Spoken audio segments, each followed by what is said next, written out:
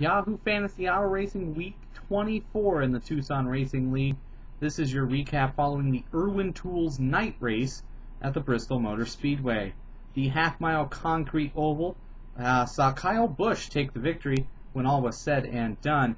David Rudiman wound up second, with Jamie McMurray in third, Clint Boyer fourth, and Casey Kane rounding out the top five. In the overall NASCAR points standings, Kevin Harvick now maintains a 279-point lead over Jeff Gordon. Kyle Busch is third, Carl Edwards fourth, and Denny Hamlin in fifth, with just 2 races remaining before everyone's reseeded for the playoffs. Speaking of the playoffs, the Chase Cutoff, 12th place, that's coming into play now with just 2 races remaining. Clint Boyer holds the final playoff spot, with Jamie McMurray now 13th, 100 points behind, and Mark Martin 14th, 101 points back of 12th, with just 2 races remaining before the playoffs begin.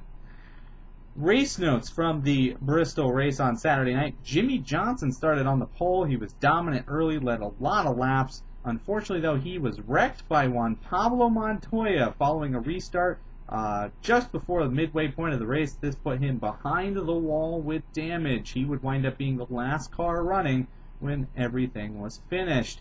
Denny Hamlin actually had a pretty good car as well, but went behind the wall at the exact same time as Johnson, but had nothing to do with the accident. Hamlin actually encountered mechanical problems at the exact same time, so it's kind of a surreal scene to see Johnson and Hamlin once again behind the wall together, very similar to what they saw at Watkins Glen, as these two championship contenders wound up watching this one from the bench.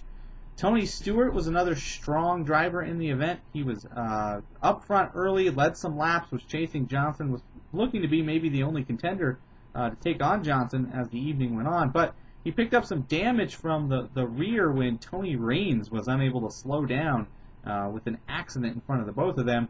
That damage wound up turning itself into a major problem as Stewart overdrove the car, put it in the wall, and the night just got worse from there. Clint Boyer and Jamie McMurray were the epitome of overcoming adversity in this event. Both drivers incurred serious pit road problems throughout the event and were able to overcome them. Boyer was caught for speeding on pit road, managed to get to 4th place when all was said and done on a track that is very difficult to pass on, and track position can be everything when it comes to your success. Jamie McMurray had 2 pit road issues, actually sped on pit road just like Clint Boyer did, but also slid through his box under yellow flag pit stops, cost him a lot of positions. He wound up coming back to finish 3rd. He was maybe the 2nd fastest car on the track for the second half of the race. Kyle Busch, though, was the dominant driver in this event, with Johnson and Hamlin by the wayside. It certainly helped his cause as well.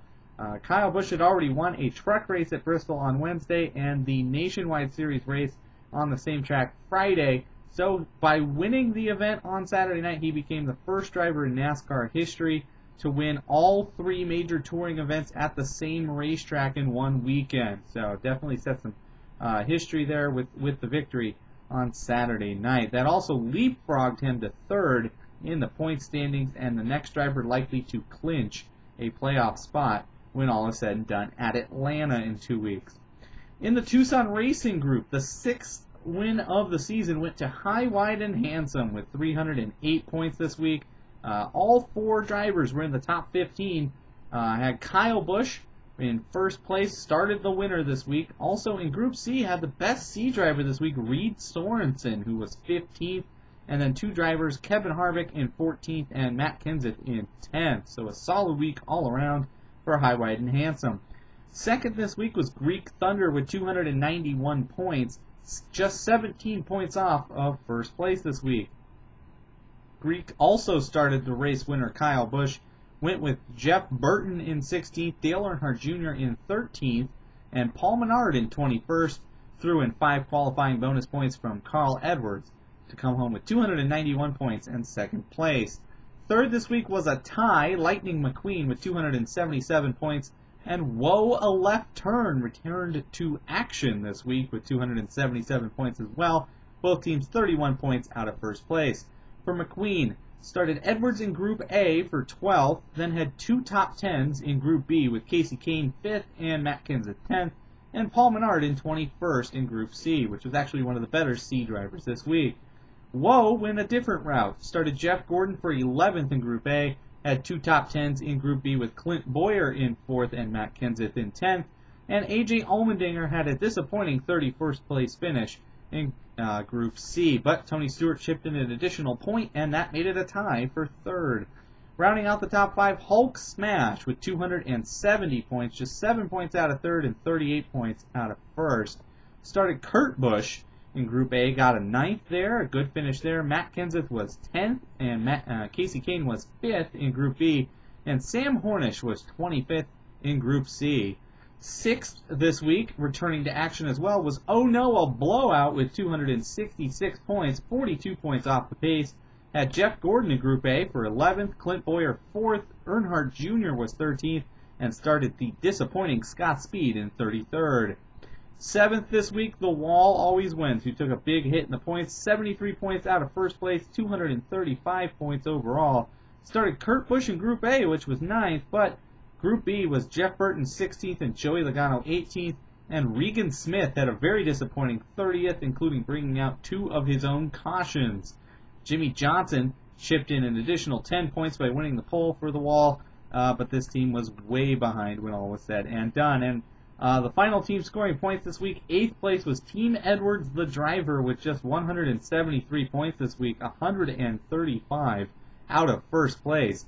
Started the very disappointing Denny Hamlin in Group A, who got 34th. Brad Keselowski was 19th. Jeff Burton, the best driver on this team, in 16th. And Regan Smith, as we mentioned, was 30th. And rounding out the field, Kane Rules, who once again scored no points. In the overall standings, High, Wide, and Handsome has 6,555 points on the year, and now leads Lightning McQueen by 208 points. Hulk Smash is 393 back in 3rd, just 69 points ahead of The Wall Always Wins, who sits 4th, 462 points out of 1st place. Then it's a jump back to 5th, who is now Greek Thunder, who has leapfrogged Team Edwards. Greek is now 721 points out of 1st place, and just 67 points ahead of Team Edwards, who slips to 6th for the first time this season. Whoa, a left turn, currently holds a 42-point lead over Oh No, a blowout in the epic battle for 7th that is sure to rage on for at least the next 9 weeks. And Kane Rules rounds out the field over 4,000 points out of 1st. Next week, there is no NASCAR action in the Cup Series. There is going to be a nationwide race at the Montreal Road Course if you really want to see some NASCAR. But 2 weeks from now, the Cup Series returns for Week 25, the Emory Healthcare 500 from the Atlanta Motor Speedway. That's a Sunday night race, Labor Day weekend. Your pool of drivers will lock Saturday, September 4th at 2 a.m., and your starters will lock approximately 4:30 p.m. that Sunday, September 5th. So I hope to see you back for Week 25 in the Tucson Racing League.